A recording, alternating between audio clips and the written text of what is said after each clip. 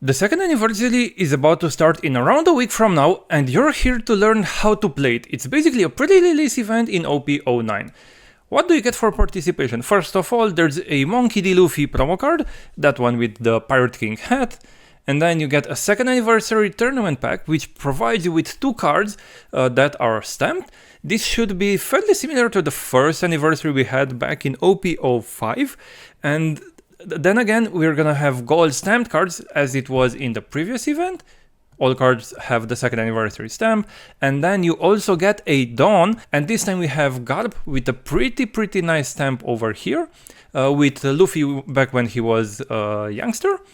And then if you manage to win this event, you get Monkey D. Luffy, Sabo and Ace with stamps. Basically you get the ST13 brothers. We also got Ace with another stamp and Luffy. This is probably gonna be the most expensive one because it's BY Luffy. Personally, I don't like the art, but you never know. Since it's an alternate art for a played leader, this might be fairly expensive. For a pre-release event, you usually bring your own leader. Now let's take a look at all the leaders from OP09 and see if either of them are viable for this event. First of all, we have Shanks. I believe that this is one of the leaders with the most chances from OP09. Maybe not the best, however, it's a pretty good one. His leader ability reads, once per turn you may activate this effect when your opponent attacks. Give up to one of your opponent's leaders or characters minus 1k power for the turn. This can save you attacks early, but in the late game it might not matter as much. It's a pretty good leader ability, but maybe in the late game you have better options. So this leader is viable. It can be pretty strong depending on what you manage to pull in your 6 packs. Next we have Nico Robin. I believe she's a very good 4-life leader, and 4-life leaders are usually weaker in these kind of events. However, she has Banish, so all the attacks you give your opponent gonna starve them, and they lose the card from the life and it doesn't go to hand, or they have to counter with 1 card from hand and still they lose the resources. And maybe for that it's worth having her as a leader if you manage to pull her. She also has a when attacking, you may trash 1 card with a trigger from your hand and add up to 1 down cards and set it as rested. It's kind of a consistent ramp, but you don't always pull that many triggers. Next we have Nika. It's a 4-life leader, dual color, purple black. Don't times 1, your characters have +1 cost, maybe not as relevant in a sealed format. And on your turn, once per turn, when 2 or more Dawn cards are returned from your Dawn deck from play, set up to 1 as active and 1 as rested. So basically Dawn -2, you get 1 rested, 1 active. You basically get 1 as active to play with, you don't ramp. So from that perspective, maybe it's not worth playing this leader. You just have Purple Luffy, which takes a life and ramps you for sure.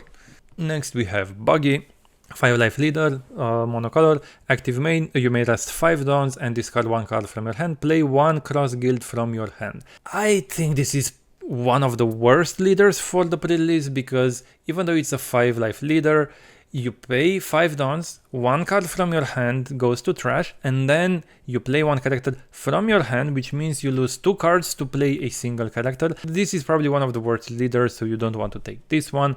Next you have Lim. It's a 4-life leader. The biggest disadvantage is that all your characters enter play as rested. So if you play a blocker, your opponent can just go face because it's rested, and you need to wait a turn before they are worth it. And if you play small chump blockers, they can just swing into them, and you do get to buy some time. But it's, pretty nasty to have all the characters rested. However, the active main once per turn is rest 3 Dawns, set up to 1 of your Dawn from your Dawn deck as rested. So basically you ramp 1 for 3, and you play a 5 or less Odyssey. If you pull a lot of Odyssey cards, it might be worth it, but honestly, for the fact that all the characters enter as rested and you cannot defend your life, so even if you play blockers, they can just swing into them, Lim is not worth it. Next, we have Marshall D. Teach, a 5-life leader. On play abilities don't work for you. However, active main, you may trash 1 card from your hand until the end of your opponent's next turn. Your opponent's on play abilities don't activate. That's kind of strong. In a sealed format, not that much, because you don't know what your opponent is gonna play. Maybe they play vanillas, maybe they play a rusher without on play, so that even if you activate this, maybe they just block her up, so you just lose 1 card from your hand. However, there's a lot of Blackbeard Pirate cards in this set, and this leader might be worth it just for that. Next is a leader that may or may not be legal in your local.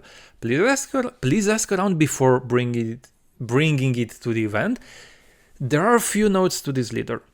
This leader can only be used in designated events, so that's why I said you should ask around. And then this leader is treated as a card with all card names, types, and attributes according to the rules. So this is Monkey D. Luffy, Nico Robin, Blackbeard Pirate, Stitch, and all those. So it's a leader with all the names, all the types, and that can usually help. The second thing is, as you can see the arrow, it's a 5-life leader. So this got an errata, and even if it's stamped as a 4-life leader, it actually got bumped to 5. So maybe this is good to bring if your locals allows it. Then we have the old, good, classic, and reliable Eustace Captain Kid from STO2. His ability reads: activate main once per turn, you pay 3 dons, trash 1 card from your hand, and set this leader as active. If you don't have good cards in hand or you only have bricks, you can just swing for 12k twice, and you also get around Bonnie's ability, which we're gonna get to in a second, because your leader is lasted, and then you pay the dons to restand him. Or you can just play a blocker if needed, depending on what you have in hand. Next you have Bonnie. This is a very, very good and defensive card, so it's a green leader, 5 life. On your opponent's turn once per turn, pay 1 don and rest up to one of your opponent's leader or character cards. If you want to be aggressive, you go with Eustace Kid. If you want to be defensive, you go with Bonnie. If your opponent has something on the board, you can just rest it and prevent an attack, or rest a blocker so that if you know you're not gonna die, so that you can go for game the next turn. Next we have something that I believe is the best leader to bring to your locals in OP09 Prerelease event. We have Sanji, 5-life leader, activate main once per turn, up to one of your characters without an on-play, and the cost of 8 or less gains rush, which is good because all the rushers in this game, apart from Sanji, which is also 7 cost, are 9 to 10. So this character can give all your vanillas, and you have plenty of in this set, all your vanillas rush, which means you swing with your leader, you swing with whatever you have on the board, you play something, and you can even swing with it the next turn, which the same turn, not the next turn, which is pretty strong because you get to chip out resources out of your opponent's hand very early, and that might cost them a lot to defend. Next thing on the list are blockers. You want to include every single one of them. Let me say that again. In a pre-release event, you want to include every single blocker that you manage to pull, because you only play with 6 packs, and having a blocker is crucial in those kind of events. You have plenty in this set, so outright you have probably the most blockers in the past couple of sets. We're gonna go through a couple of them. First of all, let's take red. We have Lucky Roo. Lucky Roo reads: if on KO, if your leader has the red-haired pirates, KO up to one of your opponent's characters with a base power of 6k or less. If they swing with, let's say, the leader, you can just KO one of them if it has 6k or less. And that's where the Rainbow Luffy comes in. If you have that leader legal for the event, you can play it. If not, this is just a 4-cost 5k blocker. But again, it's a 5k blocker, you can even swing with it. Next we have Silver's Rayleigh. This is a really nice one because if your opponent has 2 or more characters with a base power of 5k or more, you get to draw 2 and trash 1. Especially in a sealed environment. As I said, and I can't emphasize that enough, cards in hand are a very, very scarce resource. Hence why you want to draw as much as possible, and if this card lets you do so, you want to save it up until the point where your opponent has 2 5k or more. Because 1 card in hand and cycle something that might be a brick and not relevant anymore, it's really nice to have. Next on the list we have Rocinante. Rocinante is a pretty interesting blocker. On your opponent's attack once per turn, set this character as active. Now don't get me wrong, if they swing with 6k into Rocinante, you do set it as active, but it can still die. The attack is not cancelled if it got untapped during the attack, so it's still 6 into 4, but if they don't swing into it, you can untap it and decide if you want to use it as a blocker or not for the attack or for the next one. It's pretty good to combo around if you need some extra attack, swing with him and then maybe untap it. So regardless, it's a blocker even if they swing into it or not. Next we have his brother, spoilers, we have Doflamingo. It's a 5-cost 6k power. a blocker, end of your turn, if you have 2 or more rested characters, set this character as active, and that includes itself. So, for example, what you could do, even with Sanji, is if you have something on the field, swing with it, play the Flamingo, give it rush, swing with him, and then untap him.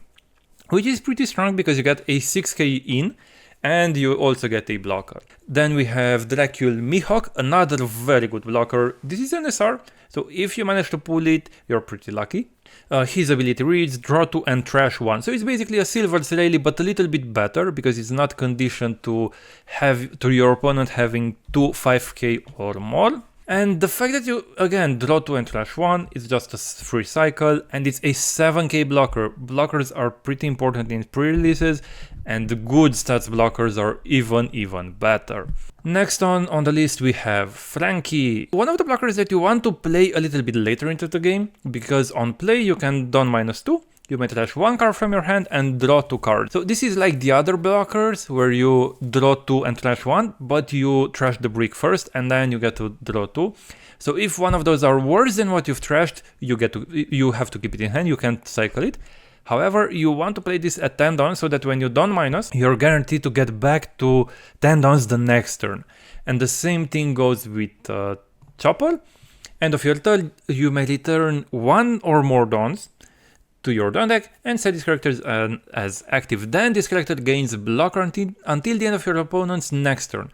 So if you succeed in pulling Chopper, it's just in the uncommon. You also have it as an attacker, but in the end you can make it a blocker. But when you're at around 9 to 10 downs, you can just play it and you know you get to 10 the next turn. So that's pretty helpful. Next we have a pretty interesting one. It's the first Black Build Pirate card that we're going to be looking into. Active main once per turn. If your leader has the Black Build Pirates, this character gains double attack, banish, or blocker until the end of your opponent's next turn. So it's a 5 cost 6k power. Catalina Devon. You need the Black Build leader or the Rainbow Luffy, if that is allowed. If not, you might have to stick to Blackbeard. If not, you're probably just going to include it as a vanilla-ish. Next, we have probably the biggest blocker in the set.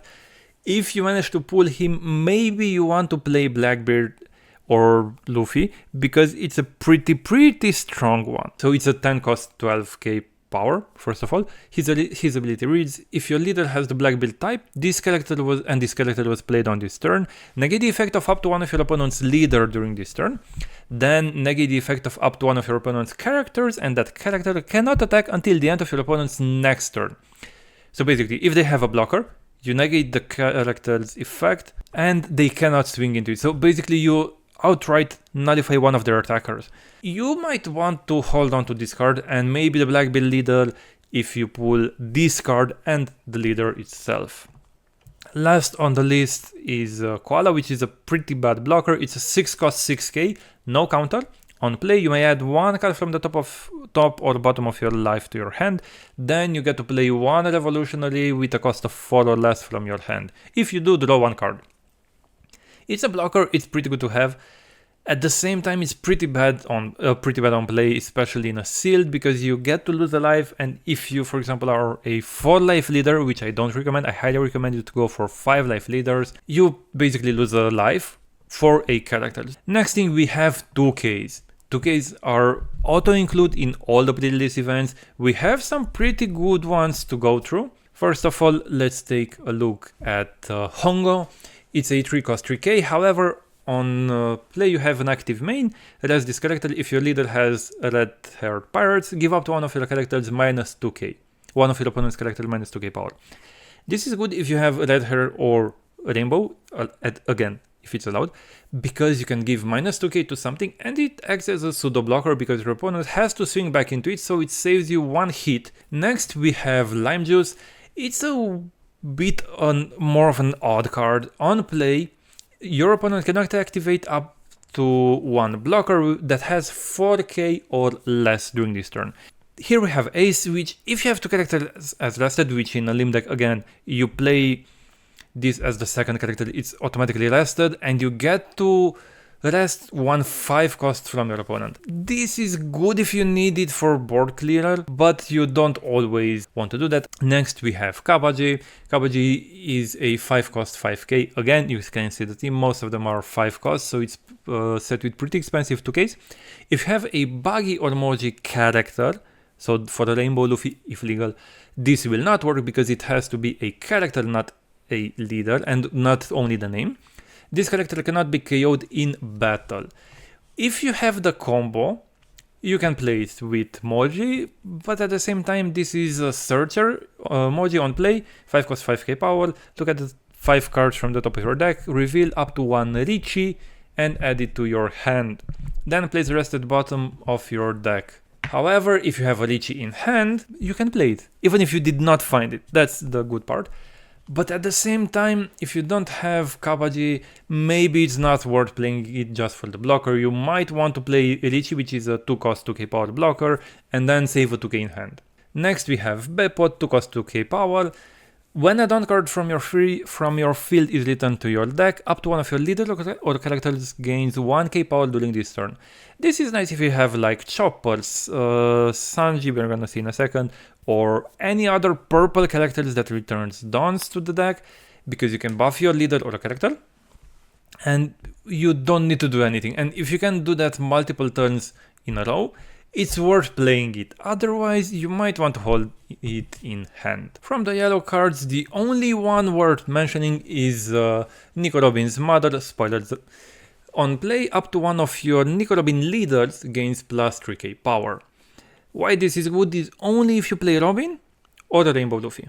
But for 1 on you get a 3k buff, which might help you push for that little in the late game. Next thing that we're gonna take a look at are vanillas. Vanillas are pretty good in sealed, and again, if you have Sanji, those are pretty nice. You don't have many big bodies, so big vanillas, but you have quite some that might help you, especially in the early game, for that pressure and board presence that you need. Maybe someone is new to the game. So vanillas are basically characters that have a cost and the power is plus 2 to that cost. So basically if you have a 4 cost, it's going to be a 6k. If you have a 3 cost, it's going to be a 5k. At the same time, they usually have a 1k counter and no on play, active main and start. However, you can also have characters like Lim, which is a 3 cost 5k. So it's a vanilla stat line, but it has some more, because you don't have that 1k counter, but maybe it's worth it. Let's take a look at Lim.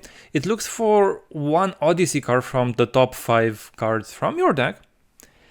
However, at the end of your turn, if you have 3 or more listed characters, set this character as active. So if you know that your opponent is gonna swing into your board and might clear it out, you can just as well swing with Lim and then restand it if you have 3 or more. So Lim included. Next, the only one, I think we're gonna take a look at Marco. It's the only one that I'm a bit with mixed feelings on. On your opponent's turn, you may trash 1 card from your hand. When this character is KO'd by your opponent's effect, play this character from your trash rested. So if you have bricks, or you have a little counter, you can just chuck a brick and bring Marco back from trash. I say this is a pretty strong ability because you get to keep a body and your opponent has to swing into it. However, if they leave it on the field, they can you can just pressure them for at least a card a turn. The last and probably the only one that's also worth looking into is Rolo no Azoro. It's a 3 cost 5k power, but it has a non-play. I say but because for Sanji that's relevant. You may return 1 or more Dawn cards from your field to your deck, add up to 1 Dawn from your Dawn deck and set it as active. This is especially nice because you can play it for 3 and then you get 1 Dawn back. You don't want to return more because that's pretty costly, but the fact that you get 1 more Dawn lets you combo with that Beppo, and maybe you get a Dawn and a 1k to your leader. You can swing for 7 just at 5 Dawns. So those are all the vanillas. Again, pretty much auto-include unless you have a very, very good draw, which in sealed from just 6 packs usually is not gonna happen. Next thing on the list, we have a stage. Now, I know it's weird, but if your Rainbow Luffy is legal, you definitely want to include this. It's a common, You can get maybe 2 of them if your opponents get more than 6. That's a little bit odd. You usually don't get even 4 copies of a card. However, I'm not gonna get into ruling here. What does this stage do? Active main, you may place 2 cards from your hand at the bottom of your deck in any order and rest this stage. If your leader has the cross guild type, draw 2. Usually it's only buggy. You can also play Rainbow Luffy. And that, as I said, if you remember, it has all the types, all the names, every single thing. Which means that you can play Rainbow Luffy and have this card and cycle 2 cards every single turn from the moment you draw this. Next on our list are all the good cards that you want to include into your deck. First of all, we have Building Snake, active main. Place this character at the bottom of the owner's deck and give up to one of your opponent's character minus 3k power this turn. This is basically a Gordon for the Red Hair Pirates.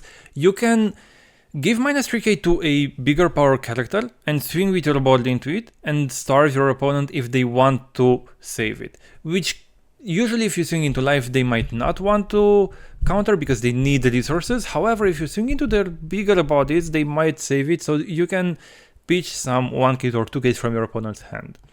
Next we have Shachi and Peng. 4 cost, 5k power, 1k counter. When attacking, give up to one of your opponent's minus 2k power for the turn. Imagine if you're playing Sanji, you play this with Rush, you give something minus 2k and then you can swing with your leader into it as well. However, if your opponent has Bonnie, it might be a little bit tricky to do so. Regardless, it's a 5k power with no additional dons to pay for that minus 2k, so that might come pretty handy, especially in sealed events. Next we have Bonk Punch. On attack, Don times 1, this character gains plus 2k power for the turn. So basically you can attach 2 Dons and then it's a 9k power for just 6 Dons. So it's kind of worth it. It's like a kid killer, but instead of 4-7 with Rush, it's a 5-8. Kind of the same thing, but without Rush, it might be really good because you can have that additional push the next turn. Next you have Jesus Burgess. This character cannot be KO'd by your opponent's effects. This is given regardless of your leader. The next part is if your leader has the black build types, this character gains 1k power for every 4 cards in your trash, and that persists throughout the game. So if you have 3 cards in your trash, this is a 5k, you counter 1. It's now a 7k because it's a 6k from the 4 cards in your trash, and you with 1 more from your hand that you countered with, it's a 7. So you can do these kind of things and your opponents might not expect it because they need to know how the cards work for them to understand. But if you know it in advance and you have the Blackbeard type leader, that can be a really good card. Next we have Yasop on play. Up to one of your leader gains 1k power until the end of your opponent's next turn. And then Don times 1 when attacking, up to one of your opponent's character gets minus 1k power for this turn. So you can swing into something and have that 1k difference added, and maybe it can help you remove a blocker or make them not free block on a hit. And it's also 5 cost 6k power. This is usually the power range, like cost and power, it's cost plus 1. That's usually what happens with these kind of characters because they have on-play or active main effects which are pretty good, hence why they're not the vanilla stat line.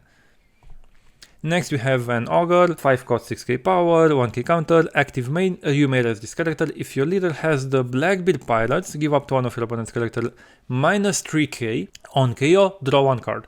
Even if your leader is not Blackbeard Pirates, the draw 1 still applies. So if it gets KO'd, you get to draw 1, so basically it replaces itself for free, which is pretty good. You kind of want to play this, and again, in Sanji you can give it Rush because all the Blackbeard Pilot cards have active mains, because Blackbeard cannot use on play, so you might want to include all the Blackbeard Pilots cards if you play Sanji. Next we have Nico Robin, 6 cost 6k power, 1k counter. On play, if your opponent has 3 or more life cards, trash up to one of the top cards of your opponent's life. Trash 1 life for 6 downs, but you also get to keep a body on the field. I'd say if that's not an auto include, then nothing else is. Next we have Sakazuki, 6 cost 7k power. It has no counter, which means the on play should be good. His effect reads, if you have 2 or more rested characters in play, KO up to one of your opponent's cost 5 or lower. That's strong. If you manage to keep 2 rested characters on your field, this Sakazuki can literally remove one of the biggest threats from the opponent's board, or a blocker if you want so. but you need to have that 2 or more rested characters. Pretty good card to have. Usually you can reach that 2 rested characters, but it also depends on what you manage to pull. Next we have Brook, 6 cost 7k power, 1k counter. On attack, return up 1 or more dons to your don deck. Choose 2 of your opponent's characters in this turn, they get minus 2k power. Again, I can't emphasize this enough, Sanji might be one of the best leaders, this card is one of the reasons for it. You can play it on -1, give 2 characters minus 2k, swing with Brook and with your leader. So if you're at around 8 dons and you go to 10, you can play Brook. Next turn you get to 10. Don -1, so it's not gonna affect you anymore. Then you get minus 2k to 2 characters, and you can swing into them and try to clear the board if needed. Next on the list we have Ben Beckman, 7 cost, 7k power, 1k counter, so this card is insane. It's an SR, so I'll give it that. So you might only pull 1 from all your packs. However, his on-play reads, trash up to 1 of your opponent's 6k power or less. Maybe the best SR that you can include into the deck that you're building at the pre-release. It's outright trash, it gets around KO, it's a 7 cost 7k power, and it has counter. I still don't know why, but next we have Croc. This is not the best, but also not the worst. It's a 7 cost 7k power, so not very good stat line. However, on play, you get to play up to 1 cross guild, cross guild or Baroque Works with a cost of 5 or less from your hand. So if you have Moji, Kabaji, or anything else that's worth it, you might want to put this into your deck, otherwise maybe you have better cards. Regardless, this is an auto-include if you have many cross guilds or Baroque Works. Next we have Sanji, 7 cost 7k power, on play return 1 or more Dawn cards, usually you return 1 Dawn because you don't need to go that much lower. This character gains Rush during this turn, then you rest up to 1 of your opponent's character with a cost of 6 or less. This is insane. For a pre-release, having a Rusher and rest a blocker, auto-include most of the cards from this pile are kind of auto-include depending on the leader that you play. But Sanji is probably one of the best because it's not type locked, it's not leader locked, you get to rest something and get Rush. That's a very, very strong ability. Next on the list we have Adieu, depending on your language. Anyway, 9 cost, 9k power, no counter. On play, if your leader has the Odyssey type, set up to 3 of your Dawn cards as active. Then you have on opponent's attack once per turn, you may rest 1 of your Dawn, up to 1 of your leader or character gains 2k power for the battle. If your leader is not Odyssey type, so maybe that Rainbow Luffy that I mentioned in the beginning, your opponent's once per turn still works. So you tap a Dawn for 2k counter. So basically you have a 2k counter every single turn.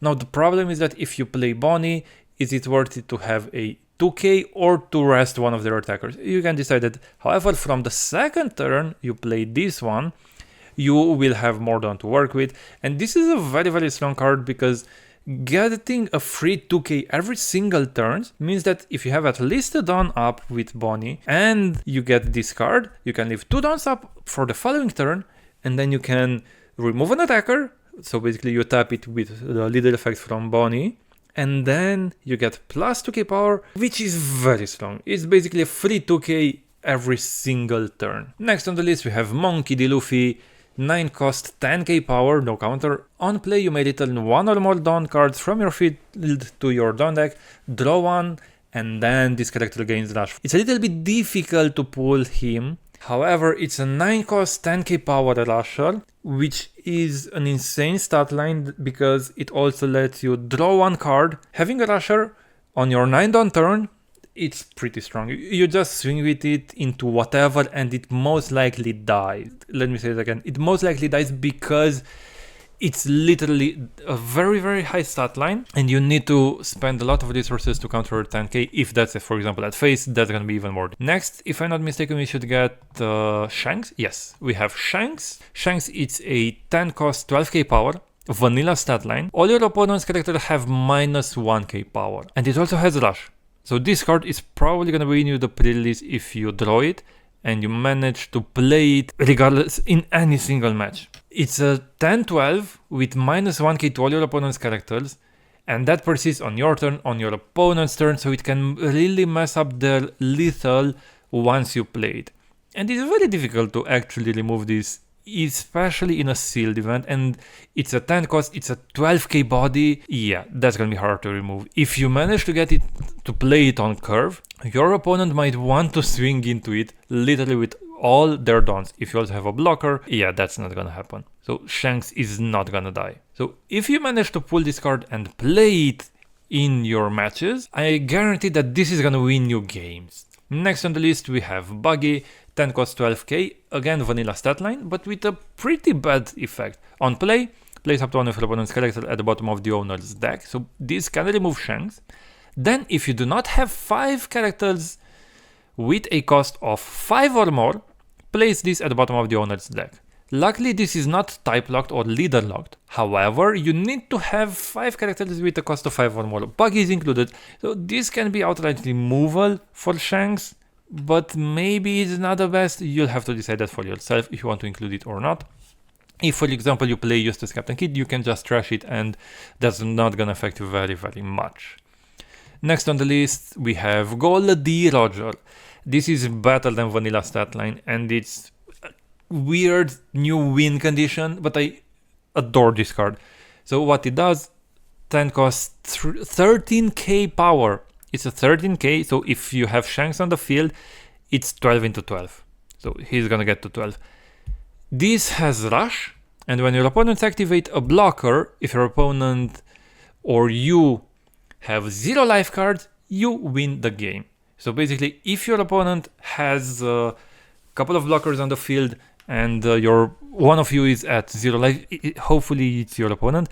If they block a 13k swing, yeah, you just win the game. It's very difficult to counter out of 13k, but you can also swing with your characters, because at the same time, what are they gonna do? They can't block, they need to counter every single hit, and to counter a 30k, they need a lot of resources, and usually in Seal that's not gonna happen. So this, just as Shanks, can win you games because it's a 12k, well, in this case 13, rusher that, again, playing it on curve can be very obnoxious. Next we have Gum Gum Giant, 1 cost event. It's a counter, Don -2.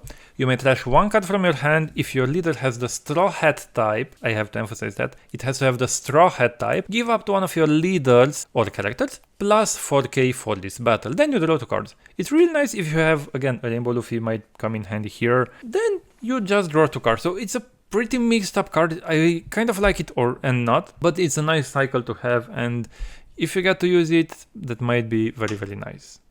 Next on the list we have Special Muggy Ball. This might be the best one that you can include. It's a 2 cost event. Active main. It's main. Your opponent returns one of their characters with a cost of 6 or less to the owner's hand.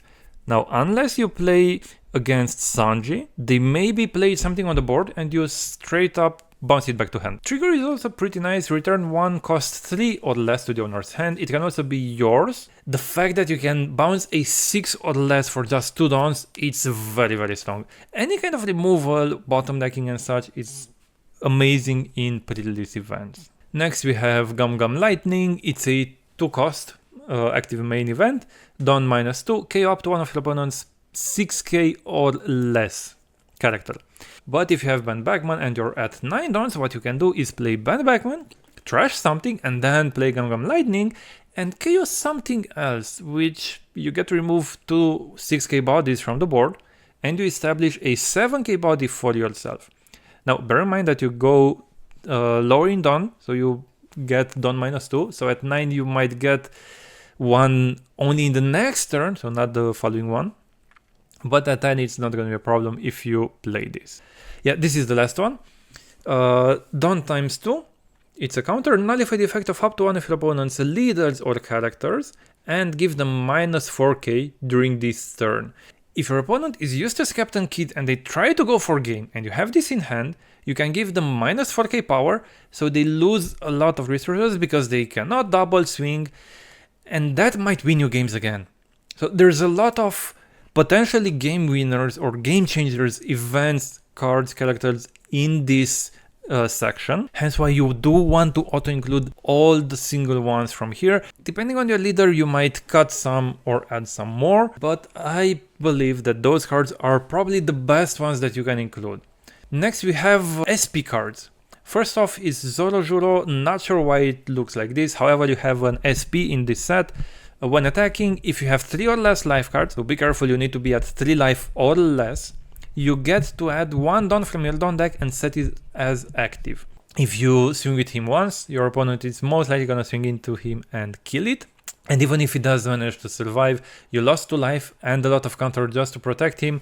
So this is a good card to have depending on your leader. Again, if it's a 4 life leader, you definitely want to include it. If it's a 5, maybe you can just hold on to it unless you don't have any other good cards.